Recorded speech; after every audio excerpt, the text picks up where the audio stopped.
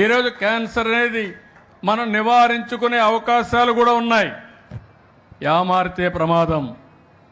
ఈరోజు మీరు చూస్తున్నారు, మా మదర్ ఇన్లా కూడా మా అత్తగారు క్యాన్సర్తో చనిపోతే ఆ రోజు ఎన్టీ రామారావు గారు చెప్పిన తర్వాత ఆవిడ పేరుతో బసవ తారకం క్యాన్సర్ హాస్పిటల్ పెట్టాం. ఈరోజు బాలకృష్ణ గారు చూసుకున్నారు. దాన్ని కొన్ని వేల మందికి ట్రీట్మెంట్ ఇచ్చే పరిస్థితికి వస్తున్నాం. ఈరోజు ఇలాంటి కార్యక్రమాలు చూసినప్పుడు నేను ఒకటే మిమ్మల్ని అందరినీ కోరుతున్నా, ఎట్టి పరిస్థితుల్లో సింగిల్ యూజ్డ్ ప్లాస్టిక్ని మనం ఎక్కడికక్కడ కంట్రోల్ చేయాల్సిన అవసరం ఉంది. దీనిపైన ఒక యుద్ధమే చేయాల్సిన అవసరం ఉంది. ఇప్పుడే కొంతమంది మిత్రులు చెప్పారు, దీనిపైన మీరు ఏం చేస్తారో చేయండి, మేము కూడా పూర్తిగా సహకరిస్తామని చెప్పారు.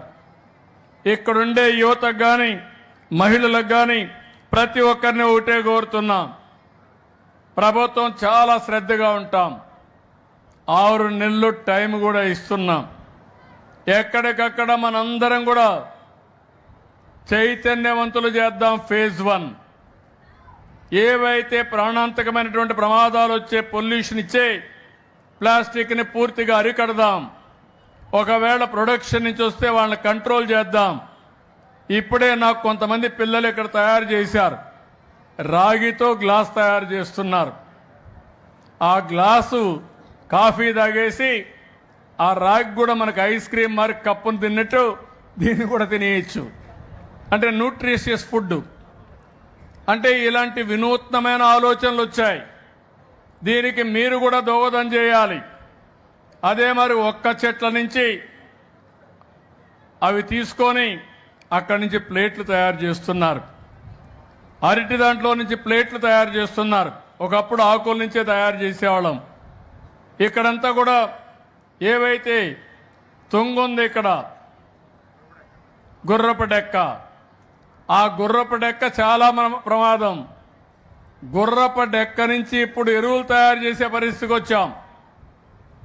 గుర్రపు డెక్క నుంచి మంచి వస్తువులుగా బ్యాగులు తయారు చేసే పరిస్థితికి వచ్చారు. అంటే ఇక్కడ మీరు గుర్తుపెట్టుకోవాల్సింది సర్కులర్ ఎకానమీ అని మాట్లాడుతున్నాం. ఈరోజు ఎవరైనా పిల్లలు పుస్తకాలు కానీ ఉంటే, వేస్ట్ పుస్తకాలు ఉంటే ఆ పుస్తకాలు తీసుకొచ్చి ఇస్తే కొత్త పుస్తకాలు ఇచ్చే పరిస్థితికి వచ్చాం. దానివల్ల మళ్ళీ చెట్లు కొట్టే పరిస్థితి లేదు. అదే మరి మీరు వాడినటువంటి వస్తువులన్నీ రీసైక్లింగ్ పంపిస్తున్నాం. ఈరోజు ప్లాస్టిక్ పంపిస్తే మళ్ళా ఆ ప్లాస్టిక్ ఉపయోగించి దాన్ని మళ్ళీ వస్తువులు తయారు చేసే పరిస్థితి వస్తున్నారు. గ్లాస్ ఉంది, గ్లాస్ కూడా రీసైక్లింగ్కి వెళ్తుంది. కడాన మీరు కట్టిన ఇంటిలో ఉండే కన్స్ట్రక్షన్ మెటీరియల్ని రోడ్డు మీద వేస్తున్నాం. అది కూడా ఈరోజు మళ్ళా రీయూజ్ చేసే పరిస్థితి వస్తూ ఉంది. ఇలాంటివి అనేక విధాలుగా ఈరోజు సంస్కరణలు తీసుకొస్తున్నాం. నేను ఒక విధంగా చెప్పాలంటే చాలా గర్వపడుతున్నా. సమైక్య ఆంధ్రప్రదేశ్లో పచ్చదనం పరిశుభ్రం దేశంలో మొట్టమొదటిసారిగా నేనే ప్రవేశపెట్టాను. అదే మాదిరిగా మీరు ఒక్కసారి చూస్తే మళ్ళీ నేను ముఖ్యమంత్రిగా ఉన్నప్పుడు నరేంద్ర మోడీ గారు అడిగితే ఆయన ఆదేశాల ప్రకారం స్వచ్ఛ భారత్ రిపోర్ట్ నేనే ఇచ్చాను. ఈరోజు నా ఆశయం ఒకటే, ఆంధ్రప్రదేశ్లో ఒక స్వచ్ఛమైనటువంటి ఆంధ్రప్రదేశ్ని తయారు చేయాలి. స్వర్ణాంధ్ర, స్వచ్ఛాంధ్ర నా జీవిత ఆశయం అని చెప్పి మరొకసారి మీ అందరికీ తెలియజేస్తున్నా. ఇప్పటికే మీరు చూస్తే 100% ఏవైతే ఇంటి దగ్గరుండే వేస్ట్ అంతా కలెక్ట్ చేయడానికి ముందుకు పోతున్నాం. విశాఖపట్నం, గుంటూరులో 2 వేస్ట్ నుంచి ఎనర్జీ ప్లాంట్స్ పెట్టాం. 30 మెగావాట్లకి 2 పెట్టాం. నెల్లూరు, రాజమహేంద్రవరంలో 700 కోట్ల రూపాయలతో ఇంకొక 22 మెగావాట్లు విద్యుత్ తయారు చేసి ప్లాంట్లు పెడుతున్నారు. ఇంకో పక్కన మీరు చూస్తే నారాయణ గారు చెప్పాను, 85 లక్షల మెట్రిక్ టన్నులు చెత్త రోడ్ల మీద ఉంది.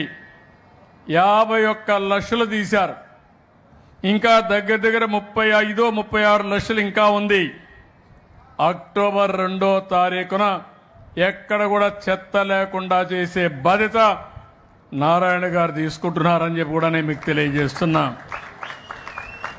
ఇంకో పక్కన మీరు చూస్తే ఈ కాలువల్లో వచ్చే నీళ్లు మురుగునీరు 1923 MLD వస్తూ ఉంది. 76 ప్లాంట్లు ఇప్పుడు పనిచేస్తున్నాయి 18 మున్సిపాలిటీలో. మొత్తం కలిసి 545 MLDలు మాత్రమే ట్రీట్ చేస్తున్నారు. ఇంకో పక్కన 105 మున్సిపాలిటీలో 242 STPలు పెట్టి మిగిలినంతా కూడా ట్రీట్ చేయడానికి ముందుకు పోతున్నారు.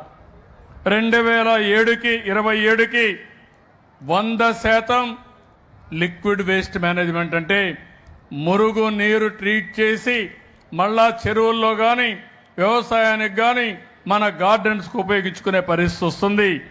ఇది కూడా చేస్తున్నాం. నేను ఒకటే మిమ్మల్ని అందరినీ కోరుతున్నాను. ప్రతి ఒక్క గ్రామం నేను ఒకప్పుడు చూస్తే మా ఆడబిడ్డలు ఇక్కడంతా ఉన్నారు, మరుగుదొడ్లు లేని పరిస్థితి. నేను ఆత్మగౌరవం అనే పేరు పెట్టి ఆ రోజు మీ మరుగుదొడ్లన్నీ నిర్మాణం చేశాను.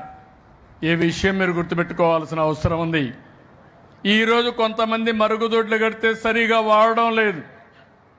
మళ్ళీ ఎంతమందికి మరుగుదొడ్లు లేవో ఆ మరుగుదొడ్లన్నీ కట్టించే బాధ్యత తీసుకుంటాం. దగ్గర దగ్గర ఈరోజు 4,60,000 మరుగుదొడ్లు మళ్ళీ శాంక్షన్ చేశాం. 72,000 మరుగుదొడ్లు పనులు ప్రారంభించారు. అయితే దీని మీద ఎప్పటికప్పుడు మనలో ఒక చైతన్యం రావాలి. మరుగుదొడ్డి కట్టుకోవడం, మరుగుదొడ్డిని వాడడం, అదే మరి ఎక్కడన్నా సరే డ్రైన్లో పోకపోతే దాన్ని ఏ విధంగా కనెక్ట్ చేయాలనో అది కూడా మనం వర్కౌట్ చేసుకొని సోక్ పిట్స్ కానీ ఇవన్నీ చేసుకోవాల్సిన అవసరం ఉంది. పట్టణ ప్రాంతాల్లో మండల హెడ్ క్వార్టర్స్లో కమ్యూనిటీ టాయిలెట్స్ కూడా కట్టాలి. దీనికి కూడా శ్రీకారం చుడతాం. ఇవన్నీ కూడా పూర్తి చేయడానికి ముందుకు పోతామని చెప్పి కూడా నేను మీకు తెలియజేస్తున్నా. ఈరోజు నేను 3వ రోజున తణుక్కు వచ్చాను. ఇక్కడ డైనమిక్ ఎమ్మెల్యే మన రాధాకృష్ణ ఉన్నాడు, చాలా సంతోషం. తణుకు అనగానే మనకు అందరికీ గుర్తొచ్చేది తణుకు షుగర్ ఫ్యాక్టరీ గుర్తొస్తుంది, ఆంధ్ర షుగర్ గుర్తొస్తుంది. ఆ రోజుట్లోనే ముళ్లపూడి హరిశ్చంద్ర ప్రసాద్ గారు ఈ మున్సిపాలిటీకి ఎనలేని సేవలు అందించాడు. ఒక పారిశ్రామికవేత్తగా ఉండి మున్సిపల్ చైర్మన్గా అయ్యి ఎనలేని సేవలు అందించిన ముళ్లపూడి హరిశ్చంద్ర ప్రసాద్ గారిని ఈ సమయంలో గుర్తు చేసుకుంటున్నామని చెప్పి కూడా నేను మీకు తెలియజేస్తున్నా. మీ మనస్సులు కూడా చాలా తీపైన మనసులు, మంచి మనసులు, కలుషితం లేదు మీలో. అందుకే నేను చూస్తున్నాను మొట్టమొదటి నుంచి కూడా ఎక్కువ సార్లు గెలిపించిన ఏకైక నియోజకవర్గం తణుకు నియోజకవర్గం. ఇవన్నీ చూసినప్పుడు చాలా ఇదిగా మీరు సపోర్ట్ చేశారు. అలాంటి మిమ్మల్ని అభినందిస్తున్నా.